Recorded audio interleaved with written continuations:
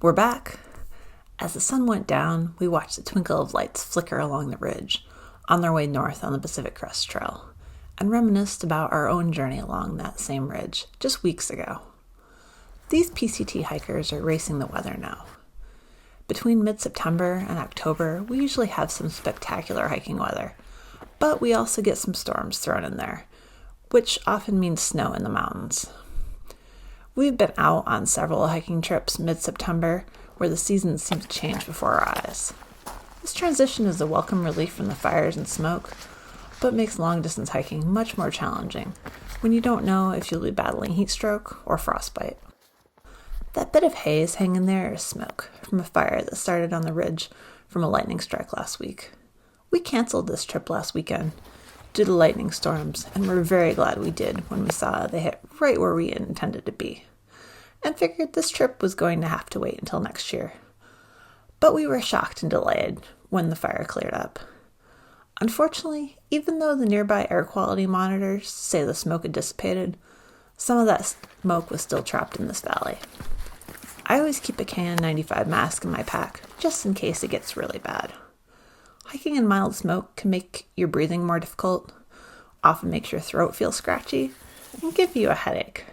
Some people are more sensitive than others, but just like smoking, bad air isn't good for anyone, and can have long-term physical and cognitive health effects. See links below for air quality forecasts, info, and other details for this hike. The trail around Ivanhoe is less traveled than many in this area. In some places, the path would all but disappear, and you would be route finding and bushwhacking before suddenly popping back out onto a pristine trail again. There were some areas on both sides of the lake where it seemed the trail was really tired of getting walked on, and was doing its best to dump its passengers into the lake. However, based on the large bridges on the south end, at some point not too long ago, someone loved this place enough to put some significant time and resources into it.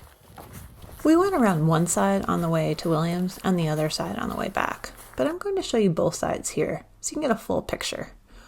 I wouldn't say that either was in particularly better or worse shape, and both were worth exploring. But if you're going to pick just one, I would pick the shorter southwest side, because the crown of mountains on the far side makes a really nice backdrop for the lake that you don't get from the other side. What do you think? We love that Waptus Lake is such a stunning and relatively low-effort destination. We've been to it 3 times now, and like to use it as a base camp for the multitude of other stunning places, like this one, that are just a day hike away. We hope to visit many more times. Between Ivanhoe and Williams, the trail went back to generally feeling pretty civilized, with a nice mix of meadows, mountain views, and shady trees, with a couple streams thrown in there now and then. At one super mild stream, I managed to carelessly dunk my feet, for no good reason, while trying to get a picture, which wasn't great timing, seeing as we still had 10 miles to go. At the intersection to Williams Lake, there are some cool mining relics that we weren't able to identify, but it was fun to puzzle out what they might have been for, with internet access hours away, so no one could whip out a phone and spoil the game. The Williams Trail was relatively dry, but based on structures and stepping stones, I suspect that is often not the case. Even today, the far end of the lake was pretty swampy in some areas.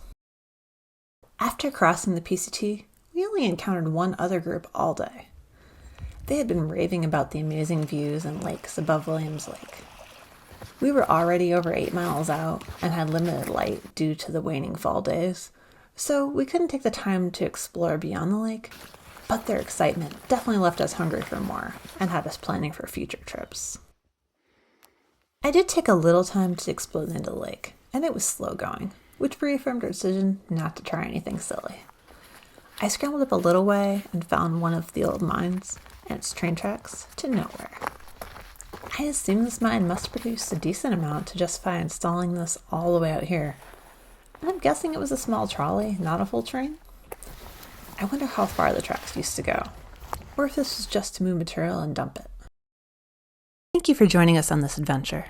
There are hiking resources below and information on free ways to help support this channel. The easiest is liking and subscribing. Thank you. Happy exploring.